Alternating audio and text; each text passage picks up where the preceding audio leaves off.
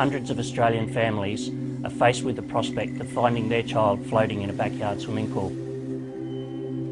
On average, 35 children aged 0 to 4 will lose their life, and many more will be left disabled as a result of their near drowning. This is our story. There's been another backyard swimming pool tragedy in Sydney with a child drowning today. 2 children have drowned in a dam on a property in Queensland. It now seems the story of a lethal trend. As these statistics show, 8 years ago, thanks to a major public education campaign and due to the impact of pool fencing legislation, toddler drownings started to come down. In 2005, they reached an all-time low. But during the next 2 years, that trend began to change. And now, after a recent spate of toddler drownings, those numbers are forecast to rise again. If the Royal Life Saving Society's predictions are correct and the number of drownings and near drownings is going back up again, there's a very simple question. Why is it happening? To try and answer that, we've come to Westmead Hospital here in Sydney to talk to someone who's been looking at that issue very closely. Dr. Gary Brown is the head of emergency medicine at the hospital. He treats thousands of children like this young boy each year for many different complaints.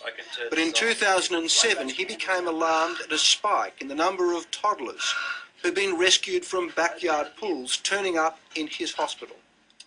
He was so concerned, he decided to study 8 of those incidents. But his report, published in the Australian Medical Journal, makes 2 other key points that would chill any parent. In each case, there was a lack of parental supervision. But the fact that really shocked him was this. In every incident, the child's safety fence around the pool or the gate failed or was faulty.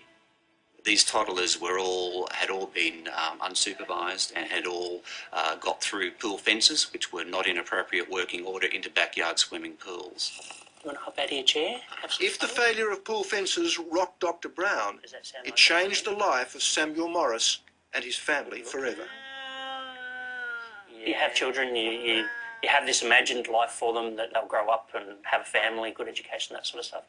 Now you live with a constant 24-hour a day, 7-day-a-week care role for Samuel. 1, 2, 3.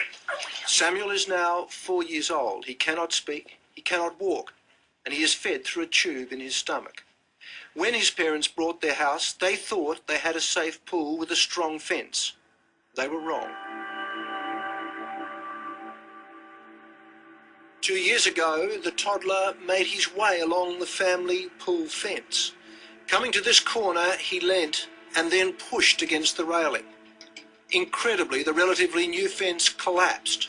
Minutes later, his sister raised the alarm, but by then, he was already in the pool. He was floating just a few centimetres under the water, and it was no one should see this sight. It was just horrible. Why was that?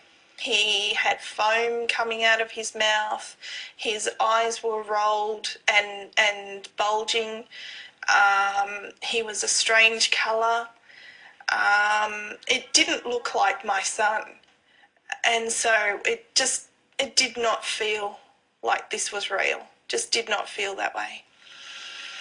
Back at home, the family made a shocking discovery. When we purchased the place, we requested that the fence be put in. We assumed that the fence was put in to comply with the Australian standard. Tragically, after Samuel's accident, we found out that it wasn't the case. We were contacted by council to indicate that the DA had never been finalised and council had never actually inspected the pool fence.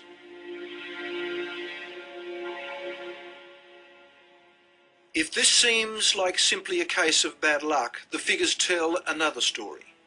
In 2004, Choice magazine ran a survey that showed 18 different types of pool fencing material out of 31 surveyed did not meet Australian standards.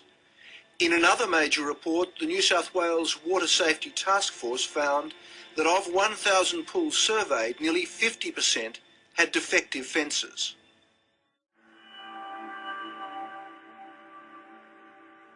Those who should know say there's a way to stop toddler drownings, and they know the consequences too if their warnings are not heard.